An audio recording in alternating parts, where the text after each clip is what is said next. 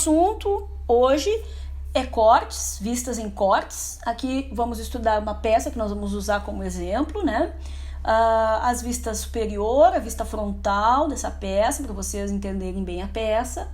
Vista lateral esquerda, tá? Imaginem essa peça como um elemento único, tá? Ela está aqui dividida para que a gente possa representar o corte para vocês, mas imaginem sem essa fenda, tá? Um elemento único. Vista lateral direita, vista posterior, né? E a vista frontal, certo? Bom, o que nós vamos fazer? Nós vamos colocar essa peça na posição de vista superior, tá? Para vocês entenderem bem, aqui tem um furo, né? Um elemento de furo.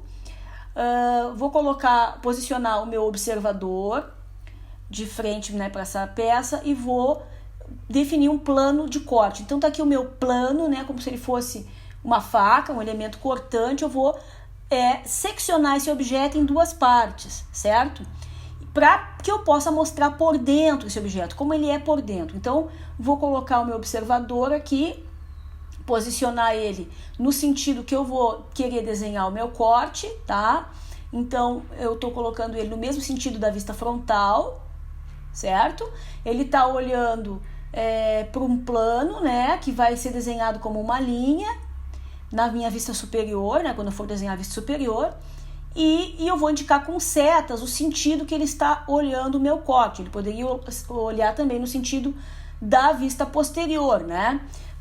Então, eu vou remover esse obstáculo aqui, essa parte da frente, né? E vou ficar só com a face cortada do meu objeto, que o meu observador está olhando. Então, a partir dessa visão, né, que o observador tem, ele pode desenhar o que ele vê, né? Desenhar os contornos, né, dessa geometria dessa peça, como se fosse uma peça nova, né?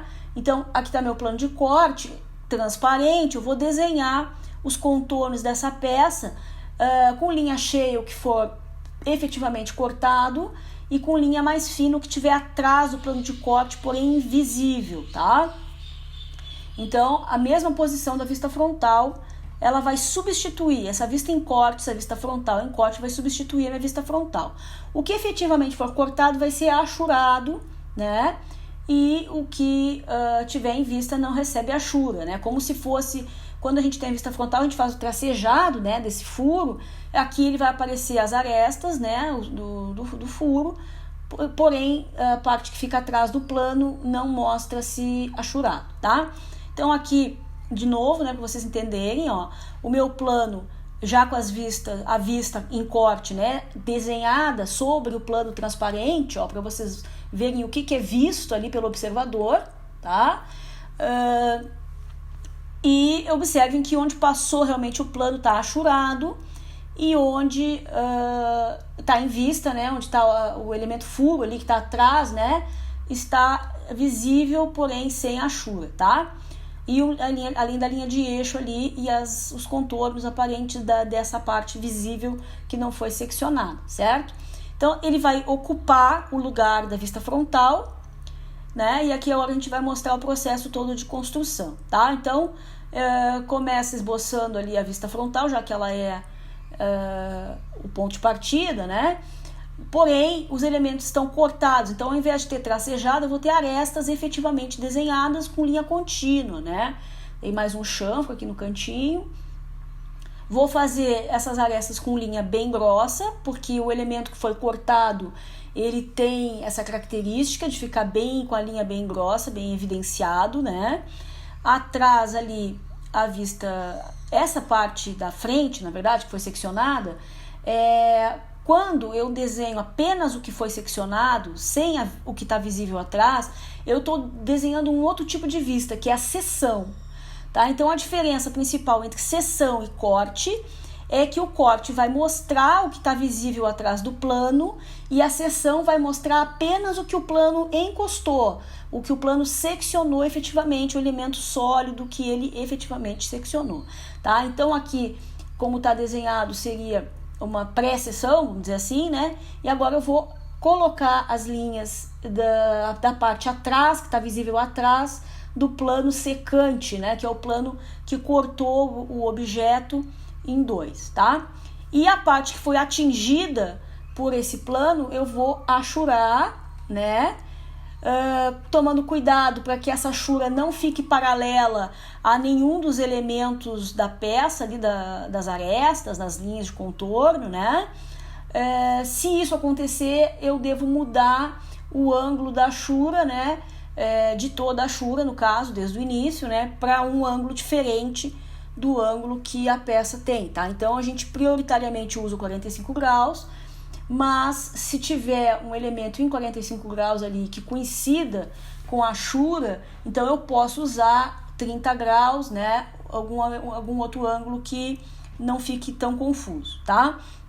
Então aqui na minha vista superior eu vou desenhar a peça inteira, certo? A única peça que será desenhada em corte aqui nesse exemplo é a vista frontal em corte, posicionada no mesmo lugar que a vista frontal normalmente ficaria.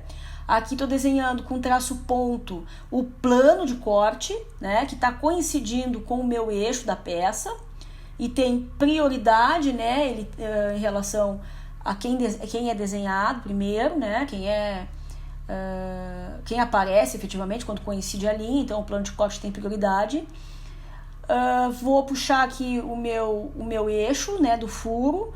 E aí vou usar o tipo de linha tracinho. Então aqui a gente já consegue, ainda que alguns autores possibilitem usar o traço ponto para eixo, usar tracejado para o corte. Como o tracejado a gente usa para definir, né, para representar as linhas ocultas que estão atrás de algum outro plano, particularmente aqui está sendo adotado o traço ponto para indicação do corte, o tracinho para indicação do eixo e o tracejado para indicação das arestas e contornos que estão ocultos, tá? Então, determinei ali o meu raio, né? Fiz os elementos curvos, as concordâncias. O que tiver no plano mais próximo do observador, eu vou usar um traço mais grosso, né? Trabalhando aqui a hierarquia de linhas. Estou levando agora essas linhas, né, para o meu... Estou rebatendo ali, usando uma linha 45 graus, né, para a construção da minha vista lateral esquerda, né, pegando as alturas ali da minha vista frontal em corte e as profundidades da minha vista superior, certo? Aqui, como eu vou desenhar a vista inteira, né, uma vista externa, eu já vou colocar os tracejados do meu furo, né, e os elementos visíveis com linha cheia. Depois apaga-se, né, o que não for traço definitivo, que for linhas de construção.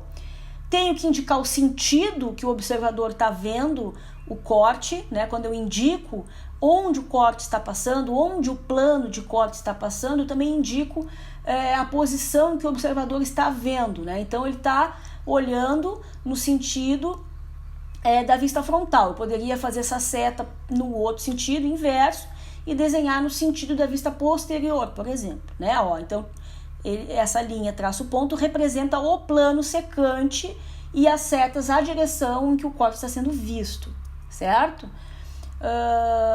Então, posicionando aqui na minha vista frontal, era esse o conteúdo dessa semana, né? Para que a gente possa entender. Observe também os slides e os exercícios. Valeu, era isso.